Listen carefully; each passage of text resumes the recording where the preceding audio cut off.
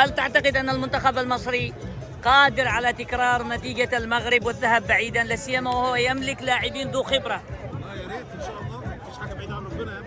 الشباب عاملين ماتشات حلوه لحد دلوقتي وان شاء الله أكيد. يعملوا. لماذا هذه الدراما في الإعلام المصري والانتقادات ما بين جماهير الزمالك وإعلام الزمالك، جماهير الأهلي ولاعبي الأهلي واختيارات وحسام حسن ورضا عبد العال؟ كلام فارغ، هي منتخب مصر اللي بيلعب في الاخر، لا الاهلي ولا الزمالك، كل ده كلام فارغ. أنا أتمنى بسبب عظمة مصر السياسية والإنسانية، كلنا نعشق مصر، أن يكون هناك ابتعاد عن الدراما في مجال كرة القدم. ما يحصل كأنها دراما. اليوم رضا عبد العال يعني لا يمكن أن يتوقف عن الهراء والكلام. انا شخصيا ما بتفرجش على الكلام ده، بتفرج على المنتخب وعلى الكوره وخلاص. شكرا. حابة تقولي شيء؟ أكيد. تحيا مصر، مصر العروبة التي احتضنتنا نحن اليمنيين واحتضنت السودانيين والسوريين لطالما كانت مصر هي الأم الحنونة التي أكون لها كل الاحترام والحب.